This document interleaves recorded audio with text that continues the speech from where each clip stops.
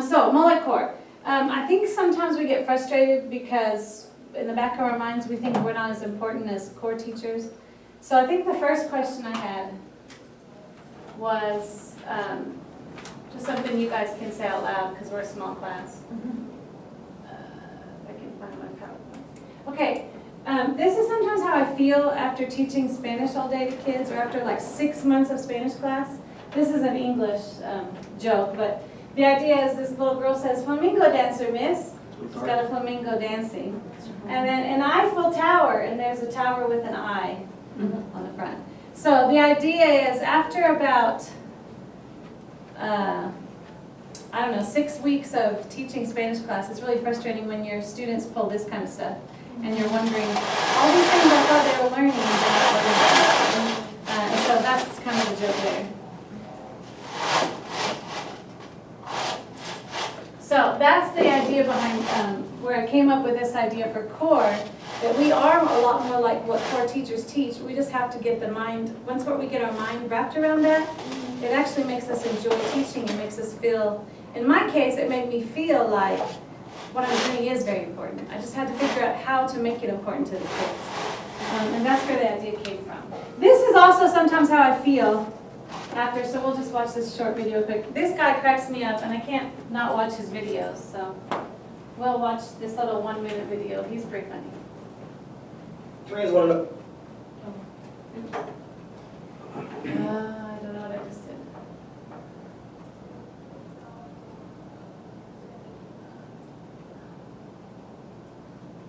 Okay, sorry. It's backwards and my computer's driving me. Friends want to know why I don't smile as much no more. I'm not happy. I'm fresh out of glee.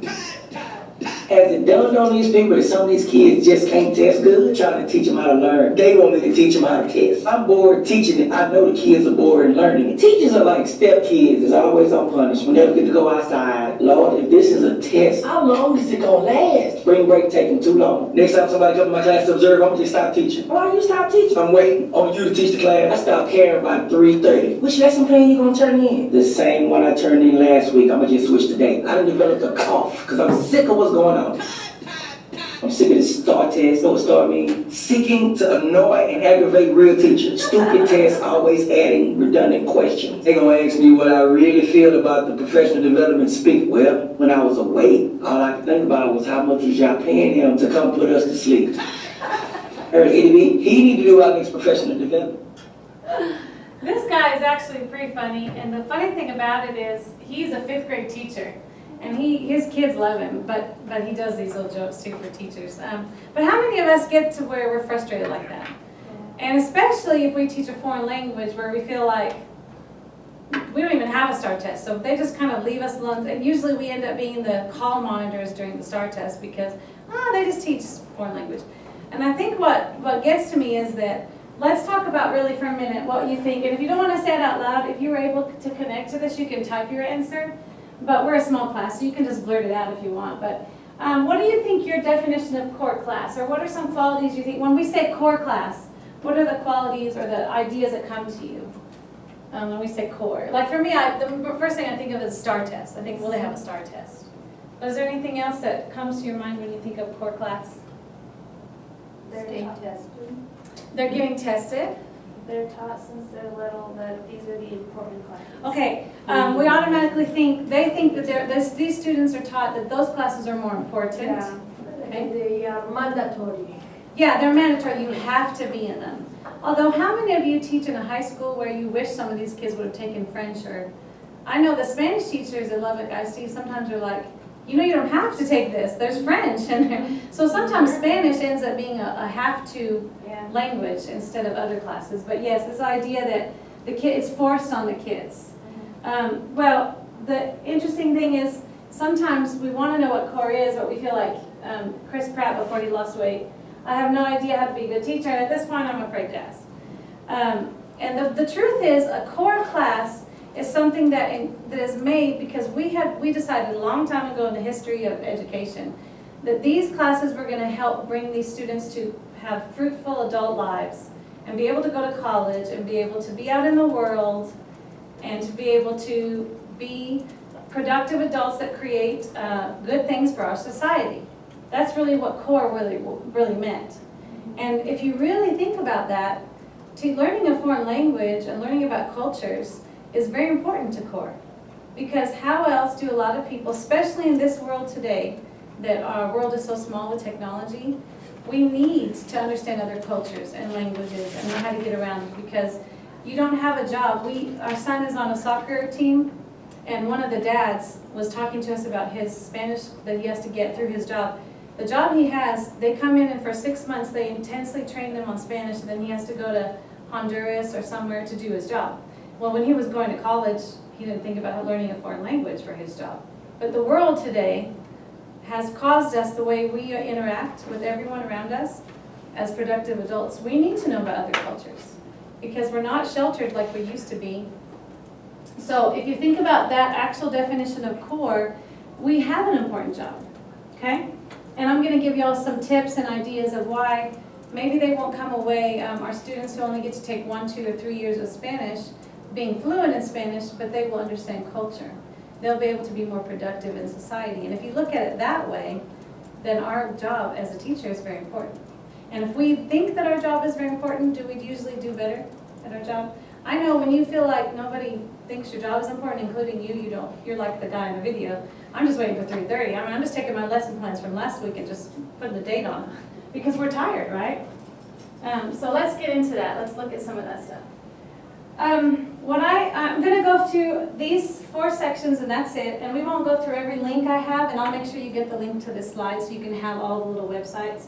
But the first thing we have to realize is that we have the same goal as a core teacher. And that is helping our students become productive adults, what I've already talked about. And if you talk to any math teacher or science or reading teacher, you'll hear the same kind of complaints that we hear. We just don't realize it. Those kids don't want to learn, they can't read, they fall asleep in my class, they don't think my class is important. But a reading teacher maybe has a reading level, let's say they have a college reading level, and they're teaching 10th grade reading, and some of those kids have a 4th grade reading level, sad to say. Well, does that teacher say, oh, you can only read a 4th grade level, go sit in the corner and I'm not dealing with you? No, that teacher learns how to help them. How can I get to this student, the good teachers? The core teachers are doing the same thing we're doing. We have students that don't know how to speak this foreign language, they don't know how to read it. What can I do to help them, to make them enjoy being in here, to get them to want to learn, to help them be productive? And that, if we look at it that way, then we become core teachers. Now, the students may not right away think that, but after your relationship with them over a whole school year, they're going to realize that you're there for them, that you're trying your best, most of them. So we have to remember that we do have the same goal. As we know, there are very few core teachers nowadays that get to teach all AP honor students, and everybody is on the same level. They're dealing with the same things we are. They just happen to be dealing with it in the same language, and we're trying to get them to do a different language. Communication is very important, and we'll talk about this in a minute on one of my slides.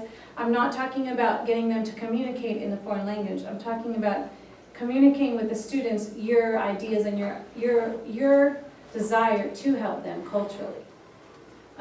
Cultural intelligence is what I'm going to focus most of my time on because I believe as foreign language teachers, we need to actually be teaching cultural intelligence.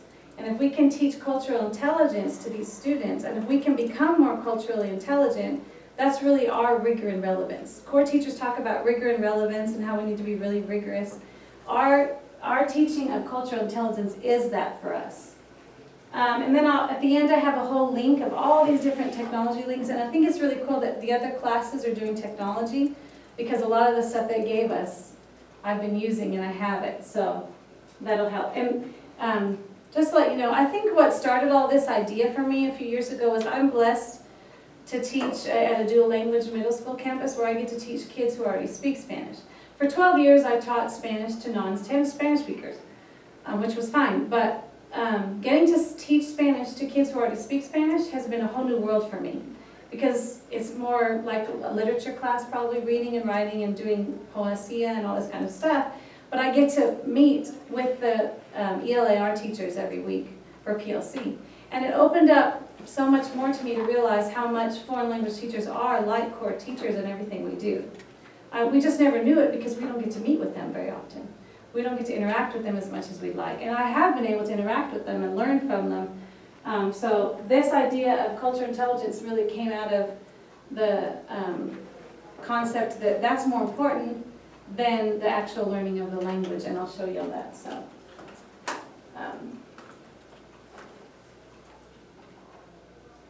let's see.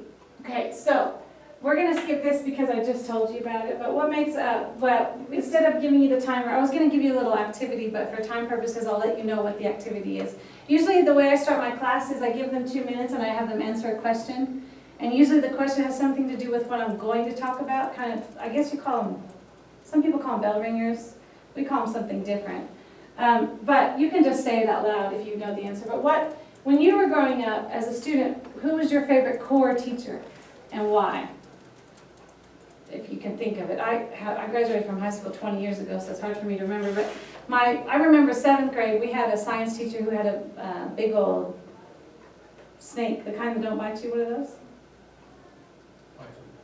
No, it's they wrap around you, but I can't think of the name. But he would let us, if we did good on something, we got to carry the snake around during class. Now that might not be a motivation for most students, but I loved that snake. So that had nothing to do with what he taught. But because he had that snake and he let us all play with it, and I paid more attention in his class.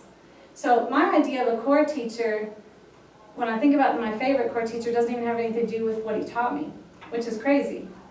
But do any of you have a teacher that you have in mind, and the first thing you think of is, I loved that teacher because they taught math so well, and I loved math? Or do you think of that teacher because of the relationship you had with them? I really do have a geometry teacher who I really liked her, and I don't like math. I don't remember what I learned in her class other than shapes, but she knew her stuff.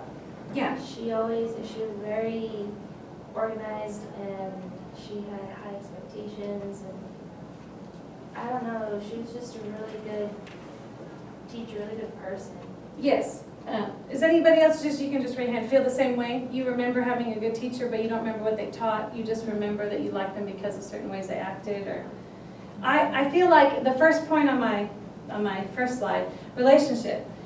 Being a core teacher isn't about what you teach, it's about the relationships you create with the kids. And like you said, Mar is your name? Is that what you said? Oh, someone put Mar on the paper and I thought it was you. Like, who was Mar? Ah, there you go.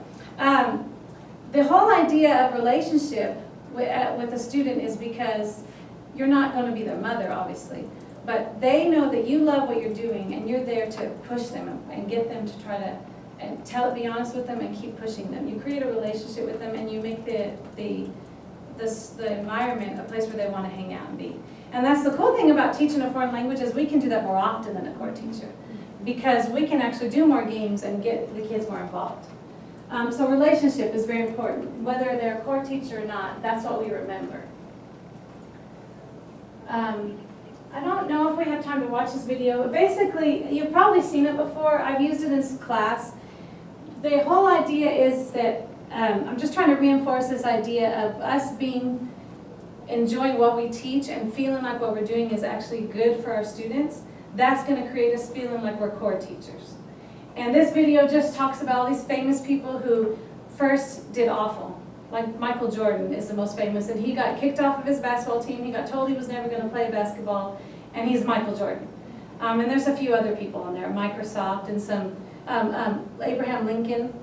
He's on there. His first wife died. He didn't get elected. He lost everything, and he became our president.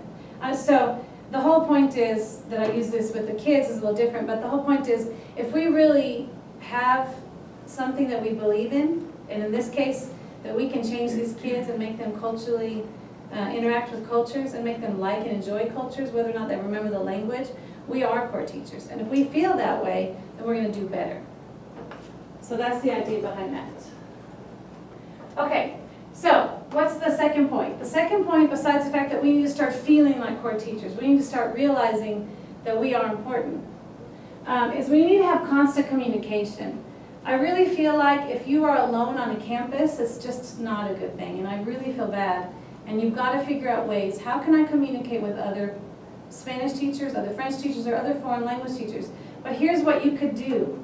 You don't only have to communicate and ask questions to foreign language teachers. You can ask reading and writing teachers, how do you teach this technique? How do you get the kids to read? What do you do to get them to focus on one paragraph? Because I can't get them to read one tiny little blog paragraph in Spanish too. I don't know how to get them to focus. What do you do in writing class? What do you do in reading class? Communicate with others. If that's through email, through friends, you can ask to take some of the core trainings. I've gone to some of the ELAR or some of the social study trainings, and they actually have helped me in my foreign language class. I ask teachers all the time, how do you use your computer? You know, the science teacher showed some kind of science video, and I thought, hey, I'm trying to do a vocabulary unit. Can I use that video and then just tell them the Spanish? How can I get the kids to see that our class relates to what they're learning? Communicate. The PLC, if you click on this, when you have the PowerPoint, I linked it to, we have in LISD a framework that our PLCs use. So every time they meet, this is what they do. They have the standards, they plan lessons together, then they have assessments, and they come back together and they talk about all these things. So if your school district does this kind of thing with their PLCs, talk to the other teachers. What did you learn in PLC? How did this work for you? How do you think it could help me? Communicate with them. So that's linked on there. The other thing is, a lot of times foreign language teachers say, well, I don't have TEKS like the core teachers. I don't know how to keep track. I don't know what my goals are. And that's not true, and hopefully most of you know that we have this, and it's also connected in case you need it.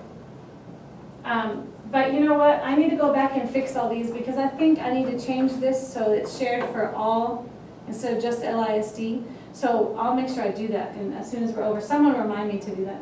But this is just a real simple PDF of the LOTE proficiency, and you could probably just Google it online and find the same thing. But it just tells us not only the levels like she gave us, but on the bottom, you scroll down here, it has the Spanish ones. It has these other links right here, and if you go here, this is just online. This is actually the official Texas. So if you actually go to the TEA website, it'll give you a link to all of our Spanish TEKS. Middle school, high school, and exactly what our goals are. Now, nobody likes to look at that. So that's why this is a much simpler thing for us to look at. And this is another link that is on there. That's also in this is the actual one. The actual website is much easier to understand. If you're looking for what are our goals and what are our proficiency, this is all about foreign languages. So these are all free online. So ask for help. Go to content focus sessions when they offer them. I'm glad that they offered it to other people around us. All the different school districts. I'm glad that it wasn't just LISD. I think it's a good blessing for you guys. So don't forget to communicate with others. Okay, here's my hashtag. If you remember anything, remember this hashtag. This is what, if you don't remember anything else from this lesson, remember this. We are not going to teach kids. How many years, most of you probably have spoke Spanish your whole life or the foreign language you're teaching. I, on the other hand, learned Spanish when I was 19. I took 2 years of Spanish in high school, but who cares? No aprendí nada, fue un relajo. I didn't learn anything. But then I moved to Quito, Ecuador, when I was 19 for 2 years, and all I could say was, ¿Dónde está el baño? Mi nombre es Tana. And so I learned. Then I married a man from Guadalajara, and then we lived in León, Guanajuato for 10 years. So people say, oh, pero tú eres mexicana. Well, because I lived in Mexico for a long time. But I learned Spanish later on in life. But it took me 19 years to get to the level of Spanish that I have. Your students, you may have for 3 years. I get my students for 3 years because I'm the only dual language teacher. You may have them for 1 year. But even if they take 4 years of Spanish, Spanish 1, 2, 3, and 4 in high school, they're not going to be at the level of proficiency that we are. That's not a bad thing. But we have to remember what we can teach them, what our rigor and relevance is cultural intelligence. We need to make sure they understand that they need to know who they are, they need to know others, and in this case the Latin American community or the French community or the German community, whatever language you're teaching. Even sign language has their own community. And they need to learn how to lead and become great leaders, become productive citizens, have a reading level. The cool thing about cultural intelligence, when they start learning this kind of stuff in class, they're actually getting better in their core classes. They're learning how to connect better to science, social studies, reading. because they're getting more interested in learning, okay? This does not say that you shouldn't be speaking to them in your language. I'm not taking away from proficiency-based teaching. What I'm saying is we need to make sure that we're including cultural intelligence ideas and concepts. And really all that is teaching culture, helping them to understand and love the culture behind the language. Because if not, are they going to be enjoying learning the language? No. And we have a big problem here. How many of you have a lot of Hispanic students or students that come from Spanish-speaking backgrounds or heritage speakers? We call them heritage learners. Most of us in West Texas have those. The hardest thing is that they have a view of the Spanish-speaking world that sometimes is a negative view. And we have to help them learn that the culture they come from is actually a wonderful, beautiful thing. And once they learn that, they're amazed. They want to speak Spanish. They want to figure out how to go back and talk to their grandma. They want to go visit where their parents came from. But we've got to get them there, and that's what cultural intelligence does. We'll look at a few graphics to just kind of, what does cultural intelligence do? This is the fancy way of the 4 things that you learn, but you're basically teaching them to love a language. You're teaching the culture behind that language and using all the strategies we're taught. Videos and all these cool technology things we're using. It's really the only way to get them hooked and understand the importance of continuing on. If you can get the students hooked on being culturally intelligent, enjoying the culture of the language, they're going to want to continue to learn. Haven't you ever met those people who say, oh, you're a Spanish teacher? I went to Mexico one time and I ate tacos and I love Spanish. Because how did they connect? They went, they saw, they felt connection. Okay, if we can get that with our kids, we have them hooked and they'll want to learn the language. Question, oh sorry. These are the drive, the knowledge, the strategy, and the action. Basically, you drive their interest, you get them interested. Then you give them the knowledge, the cultural knowledge, the language knowledge. You give them strategy, they're aware, they start to be aware. They start to notice, oh, I heard this. Miss, I was at so-and-so and I ordered guacamole and I heard her say con chile or sin chile and I understood it or whatever. They start to notice things. And then they have the ability to recreate. And then they start having that drive, and it becomes a circle where they start driving themselves to want to learn more about the language and about the culture. And then I have another link here. So when you have the slide presentation, you'll be able to click on this, and it'll open. Here we go.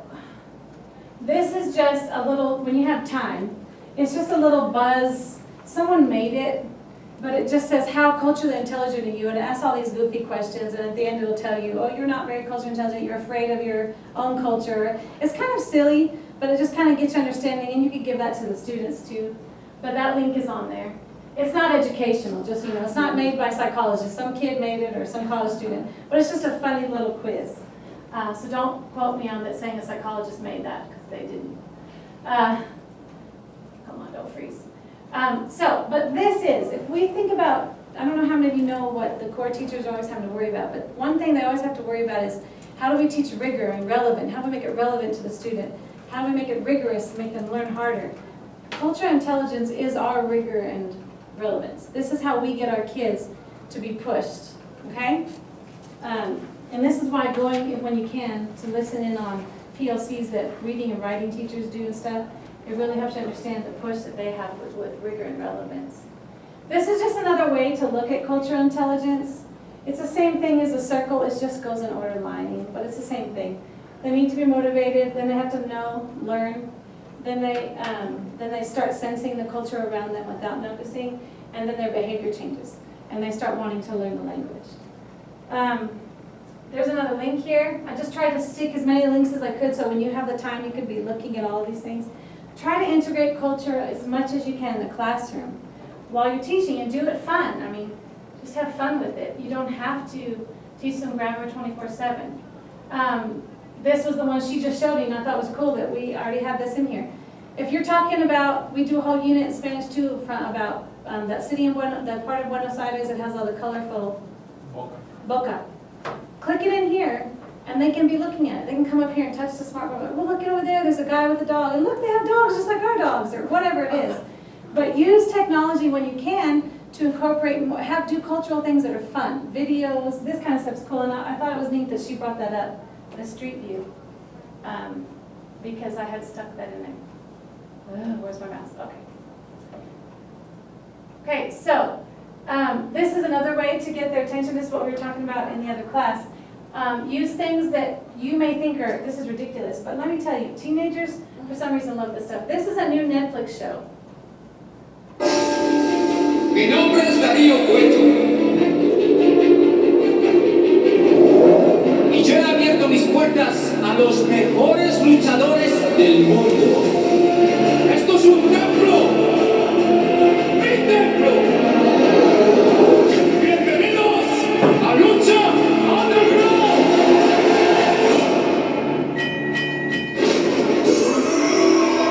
Ring the bell.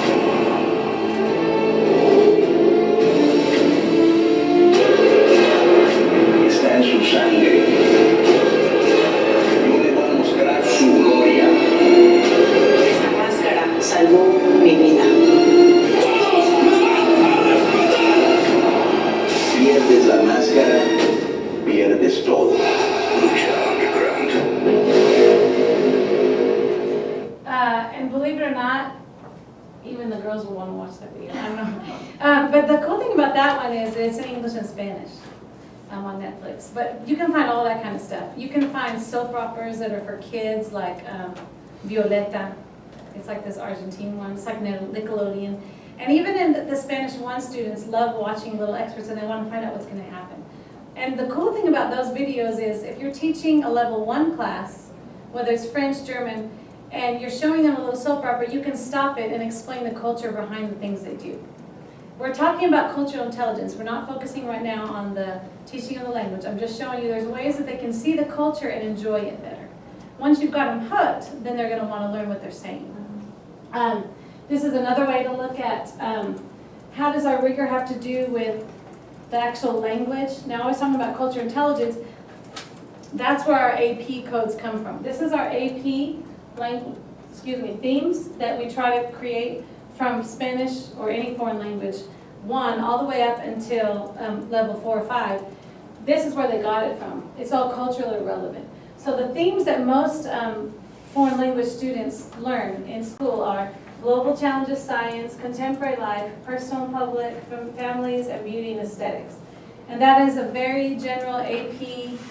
When you get into upper levels, especially 3 and 4 and 5, they're actually tested on each one of these subjects. So if we are getting our material, whether or not our lesson plans have this in it or not, we should be taking our material from these areas. We should be talking about global challenges. We should be finding things on science and technology, contemporary life. Personal and public identities is all the music and actors and presidents and that kind of stuff. Family, what do we do in our home? What is our culture like at home? And beauty and aesthetics. Most of our lessons and most of our textbooks are focused on these areas. If you have an older textbook that doesn't focus on these, you can pull stuff from them that go with these areas. And the cool thing about the AP, the College Board, everything they have is free. And you can even Google AP style lesson plans for French 3 or for Spanish 2. And there's tons of people who already have made all this stuff. And you don't have to make any of it, you just need to find it. And that's what's cool about being a foreign language teacher in the 21st century is that we have the internet. And so many people put so much work into stuff that I don't have to because I'm lazy. I just go on there, I'm saving that to my Google Drive. And then I use it. Why? When someone is like, don't recreate the wheel, right? So these are the themes. This is our rigor and relevance that are focused on actual what we would want to get, where we want to get ideas from. Another thing I always do is, we were just in Mexico City last week and we went to a Cuban restaurant. So I stole my placemat. Because I love to have like actual things from class. So I'll make copies of this and I'll make them analyze it or whatever. But it's just the history of the restaurant. But it's kind of a cool thing. Those kind of stuff, magazines, anytime you travel, or if you have friends that travel and they get stuff for you, pamphlets, all the free stuff that people hand to you, tell them to bring them to you and use it in your class. Use stuff that they'll see that they can physically, oh, this is from Mexico, this is from Spain, or this is from Venezuela. It's really cool. And that's how you fit all these global themes into your relevant classes. I wanted to play this game called Connect the Dots. But for time purposes, I don't even know what time I'm supposed to end. I forgot. I think what we'll do is, we'll do it together. So how you play Connect the Dots is that you pick 4 things. If you're teaching a level 1 class, you can put, what's a unit you teach in your level 1 class? Like clothing, or do you teach anything like that? I don't know how y'all do your units. First of all, it's everything that has to do with school. Okay, school. So you can put things here like locker, desk, teacher, student, and the dots. And what they have to do in groups or individually, depending on how you do it, is they have to figure out everything that connects those two. So if I have desk and teacher here, what connects those two? And you have to think. There has to be something that connects them. So you have to sit there. The student sits in the desk, the teacher can sit in the desk. Whatever they come up with, they just have to connect all 4 of those. And once they've done that, then they have to take all their connections and make a short paragraph about what they think the So connections you're are. having them write sentences for each They're of starting these out with just writing ideas here. ideas? How do these two connect? How do these two connect? How do these two connect? How do these two connect? And then they take all that and they have to write a paragraph. Depending on their level, if it's Spanish 1 or a first level language, then you're going to have them use all the vocabulary they can, but you want them to make complete sentences no matter what. So I let my students, I used to when I taught Spanish 1, I would let them mix the Spanish and the English. As long as I'm getting, I won't accept it if it's not a complete sentence. And you know what? The more you push some of them, the more they'll look upwards so they can make a complete sentence in one language. Like they may not know how to say 1, but they're like, I don't want to write, yo tengo 1 caseta. So like, yo, how do I say 1? I'll look it up. And my favorite phrase that you need to learn if you teach foreign language is, ahí están los diccionarios. Because they want you to tell them everything. Miss, how do you say? Ahí están los diccionarios. I'm not telling you. But you got to push them a little bit. That's what the rigor is. But the cool thing about this is that the higher level that you teach, the more intricate this tiny little thing teach is. So for example, you can even do it in English. We have, in Spanish 3, you could go a little bit higher. Greetings, goodbyes. You could mix actual themes like greetings, goodbyes, clothing, and school. And then how do they connect those? That makes it harder. When I get into Spanish 4 AP is actually, the lessons are separated into those global science and technology, and so you can even get it to where you're looking at, you're analyzing 4 of them, and they have to come up with a whole 5-paragraph or 4-paragraph essay in Spanish, depending on how much Spanish they know. And I'm going to show you that this actually comes from a website that the core teachers use all the time in Lubbock ISD anyways, called Lead Forward. And I use it all the time, even though I'm not a core teacher. So that's the kind of stuff you can add. What these are all strategies that are higher level thinking strategies. They're strategies that when you look at it, you go, I can't use that in my classroom because I'm only teaching them colors in Spanish. But you can, and you're getting them to do higher level thinking, and even though they don't know it. Even if you're just comparing colors. Green, yellow, red, and blue. What is similar? There's something similar about them. Even if they put green and yellow are the colors of my shoes. They're somehow connecting those colors. So I'll show you that website in just a minute. Okay, so here is, if you wanted to look at what a typical lesson or day in the life of a core teacher, here's what most core teachers will teach. Most core teachers will have a bell ringer, or in my school we call it APK, and the prior knowledge, which is just fancy word to say bell ringer. For 3 to 5 minutes, they're going to get the kids started, right? What's this question, or what is this? And then they may give the kids 10 minutes of notes or interaction of learning something new. This is new knowledge. This is what you're learning today. Today you're learning por and para. Today you're learning vocabulario de la escuela. That's where all of these lead forward strategies come in. Then sometimes you have 10 to 20 minutes, depending on your class schedule, of actually applying that knowledge and working, interacting with other students. This is when you do group work. This is when you're doing, if you have essay assignments or worksheets. What we want to stay away from as foreign language teachers is worksheets. And I hate to say that, but it's true.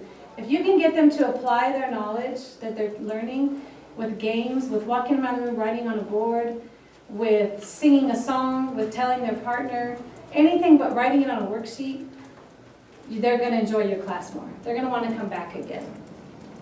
And it's just the truth. Especially because we have that option because we are foreign language teachers. We're not stuck to every day I have to have a grade. Because you really don't have to grade every day. They may think you're grading it every day, but you don't have to have a grade every day. And then, of course, the last 5 to 10 minutes, depending on, again, your schedule, you need to assess them somehow.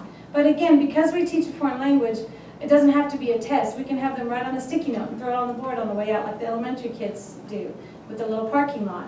We can have them tell their neighbor, and their neighbor tells them, nope, that was wrong, you didn't get it. We can do all the fancy technology things with exit tickets and all the games they're teaching us how to use on the Google Classroom, or if you have Chromebooks for all the kids, they can do a real quick game like the one we just did with that Kahoot. What's the new one she just taught us? It wasn't Kahoot. Quizlet Live. The Quizlet Live. We have all those options because we don't have the restrictions that core teachers have a lot of times with every assessment has to be written down. As long as we're assessing them and we know what's happening because we're doing it as performance-based. Now, the cool thing is, all of this stuff that a core teacher does, we can do it. And we can even use their stuff. So, whether or not you set up your classroom like this, you can go to the Lead Forward strategies, which I've also linked so you can get to it. I did it wrong, apparently. Yeah, that's where I want to go. The Lead Forward strategies, you can actually use all of them in your language class. You just have to figure out which ones work for you.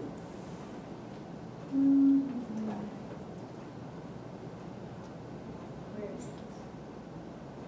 Can't use it in my house. Okay. Let's see.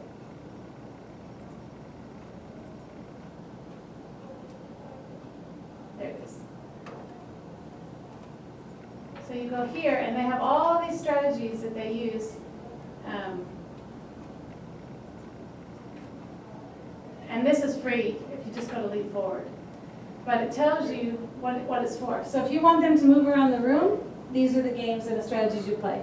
If you want them to rehearse something they've already learned, these are the ones. If you're extending what you already taught, like you've just taught something new for 10 minutes, and you want them to practice that, you would use these thinking. If they made a mistake and you want them to redo something, you can use all these games. And these right here, this is awesome, are all of your assessment strategies. How can I assess what they learned? How do I know if they really learned it?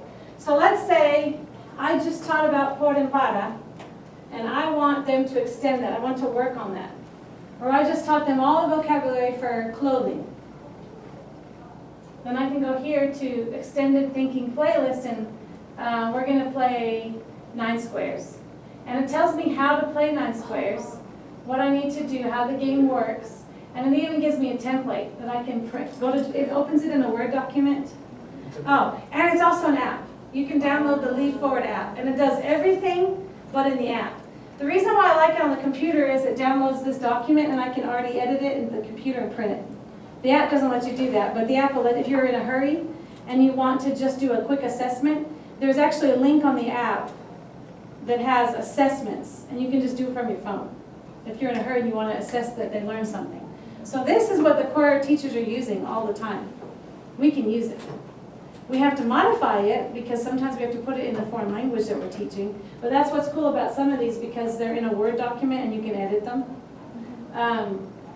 And what I like about the website is it tells you how to do the game and different versions of the game. And then this little blue thing on the right, this tells you how to make it harder, raise the rigor, make it more intense, push your students. So the first time we played it, all we did was write pictures. All we did was draw pictures about concepts of clothing that we learned. But the next time, now you have to compare and contrast. So you're pushing the kids a little bit harder. Here's the cool thing. When you're using these kind of tools in your class, the kids are like, oh man, this is serious. This is just like my writing class. My math teacher did this the other day, and we had, they kind of subconsciously think, this is an important class because we're doing the same thing. Now, it's weird. It's like you said. They think they've been told their whole lives that this is a core class. Oh my goodness, my Spanish teacher is using this. My reading teacher just used it yesterday. Great, now I have to pay attention to Spanish because it's important. They start to subconsciously connect these things. And this is my favorite. I probably use this with especially my Spanish 4 kids who are trying to, I want them to take an AP test at the end of the year. They have to be focused. They have to push themselves. And these strategies really work. They really help too. And someone else did it for us. All we have to do is go in and read it. And there's just tons of ideas. So that's connected there. That's called Lead Forward. And you can just, Google Lead Forward and you'll pull up all that. If you have a phone where you can download apps, it's a free app too, and it's a really good app to have. Another thing I use a lot is obviously Google. What's cool about Google, what she was saying, is that they also give you free stuff. And let me close some of these. It's going to start driving me nuts. And Google actually has a blog. And if you can ask to be part of the blog, they put every day 5 or 6 new things. There's always somebody adding new stuff to Google. And sometimes none of it is relevant for us, but sometimes it's really cool. That's how I learned how to do a lot of stuff. They teach you how to code, they put everything. But there'll always be stuff about, hey, how can you use robots? Hey, look, I use this new app and it teaches you how to make videos in 5 minutes. It's just a really cool little website. It's just called Ed Tech Team. Ed Tech Team blog. And basically, it's all of these Google experts. That's where they put all their stuff. And so that link is also on there. Bloom's taxonomy. We learned it when we had to take our training, when we had to take our test, right? How many of you think about Bloom's technology after you passed your test? Nobody, right? Okay, nobody does. But if you go to Bloom's taxonomy, can I close it? Not open it, probably. Let's try again. Sorry. Oh, it's redirecting. That's what I did wrong. Okay, again, I'm going to have to fix my links, I think. Now, he came up with the levels of technology, right? Well, we have this really cool thing, if you notice, on Bloom's technology is we have levels. So what we want to do is get the kids to get to these levels. Now, oh my gosh, we're not core teachers. Yes, I know. But if we're using these in our class, the kids are going to feel like they need to push it, and we're pushing them more. So instead of just having the kids name all the clothes, here's the clothes, write it in Spanish. Make them apply when they would use it. Chamarra, chaqueta. Okay, now tell me, where are you going to use that? Cuando. Cuando vas a usar? Apply that knowledge. Instead of just telling me, let's repeat the word, practice, we're going to hypothesize. I'm going to put a picture up on the board, and you're going to tell me what clothes would you use. It's still easy work, but we're raising the level of Bloom's taxonomy. I can't say that word. So instead of just saying, chamarra es para el frío, don't tell them. Put a picture of a guy in a snowstorm. Okay, ¿qué ropa va a usar? Make them analyze it. All of a sudden, all you've done is change your class just a little bit, but you've raised the rigor, because now you're using level 3 in Bloom's taxonomy. Did I say that right? I always want to say Bloom's technology. All of these links are there, and I have a really cool one, but I couldn't figure out how to link it because it's really an LISD one, and someone shared it with me. So I think I'll get Austin to help me figure that out. But it's actually got questions already done. Questions that you can use that are at different levels. And you just have to translate them into whatever language you're teaching. But it gets the kids to answer the questions at a higher level. For example, instead of just saying, ¿Qué nombre es esto? ¿Cómo se llama? You ask questions like, Dime 4 lugares donde usarás esta cosa, or whatever. You're just making them go up the scale. And the questions are already made for you. You just have to translate them into French or Spanish or whatever. But I couldn't get the link to work on my PowerPoint, so I'll work on that. And this is the other link, I think. This is probably it. Yeah, here it is. So these are, and it's sideways because you have to print it. But this tells you the same thing, those words. It's just a different level. What I like is that they have questions, question starters. So you're maybe used to asking, would you have done the same as? That's a really low-level question.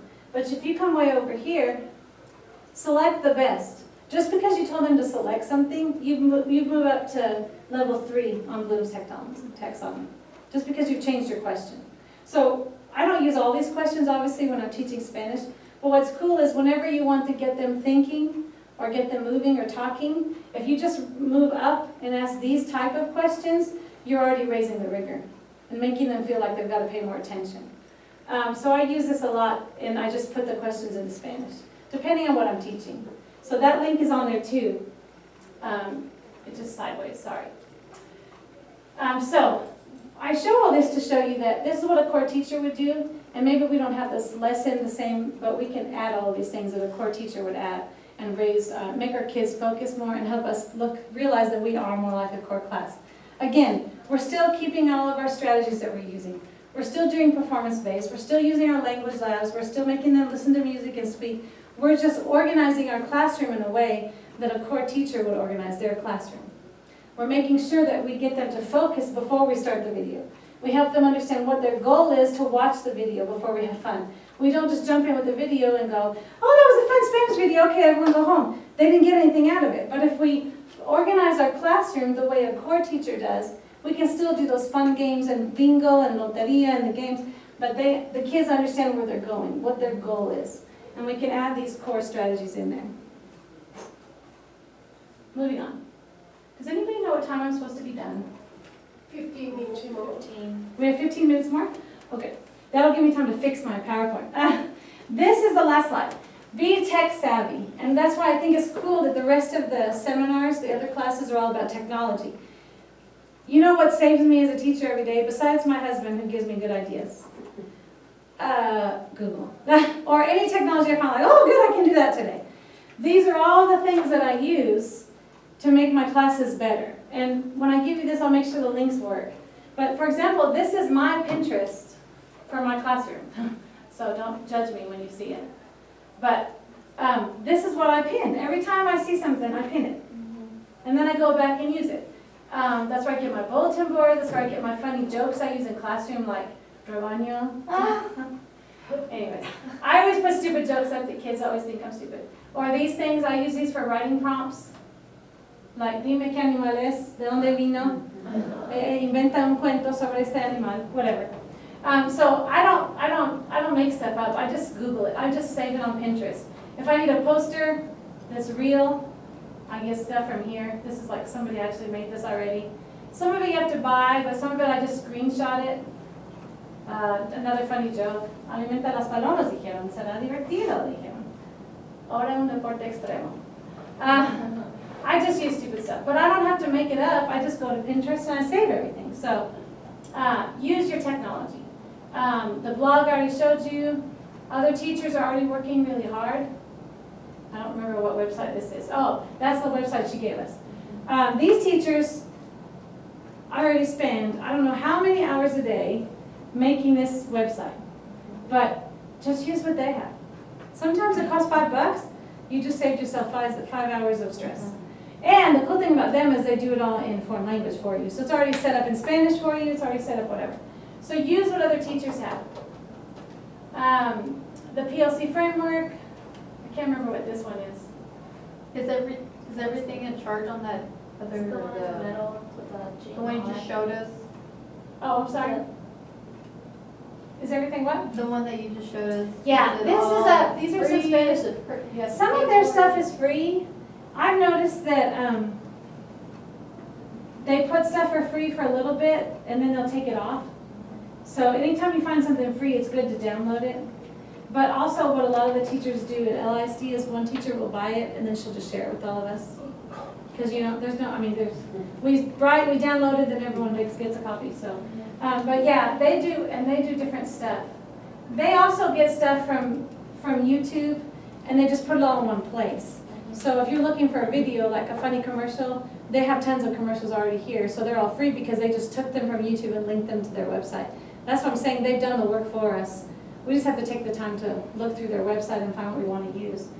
There's other ones I'd include. There's a guy named Senor Jordan who always wears goofy t-shirts, but he teaches grammar. So every once in a while when your kids aren't getting grammar and they're tired of your voice, you can put up Senor Jordan and he'll explain it. There's just tons of people that are already doing all of the work for us. Pocket is the one she showed us, where they can do the graphics. The Google Arts, that's so important to this cultural relevance idea. Show them the culture, show them the world, show them soap operas, show them things that you think, oh, is that appropriate? We'll just show a little bit. The music. Make them love the culture and want to learn more about it.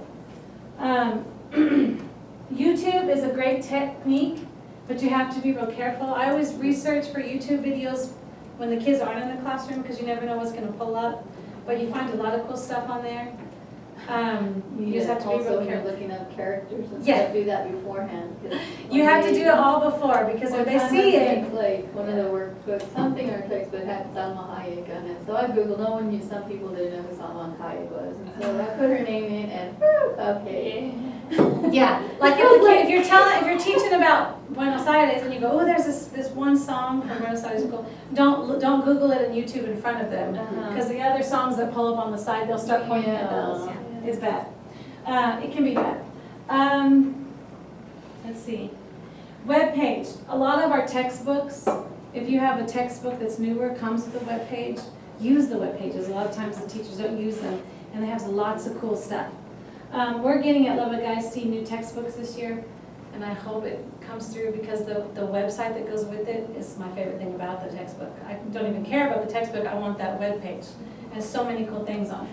Avancemos is gonna have like a virtual. Yeah. for every- And it's virtual tours. It has, it already has connected to it magazines and articles that are on level for kids. It's just really cool. It has where they can record. If you don't have a language lab, these new websites have where they can, on any computer or phone, record their voice and listen and do all the interpersonal stuff if you don't have a language lab. So if you do have those, and if not, look for free like samples. Like you can go to the different textbooks and they'll let you have a 2-month sample of their webpage as a teacher, and you can use it for 2 months, even if you don't. And if you're using enough, maybe your school will adopt it. What is the one that LASD that We're trying to adopt Vista Learning. Vista. And they do everything from since they do the AP down, it'll really help us interact. It'll help us get our kids to our AP levels. Which will be really Linear, good. it's more linear. Yes, exactly. So, that is all I have. Do we have any questions, comments? I think I have one more slide, but it's just a way you can end your class. And I just want to show you that I took this from the Lead Forward.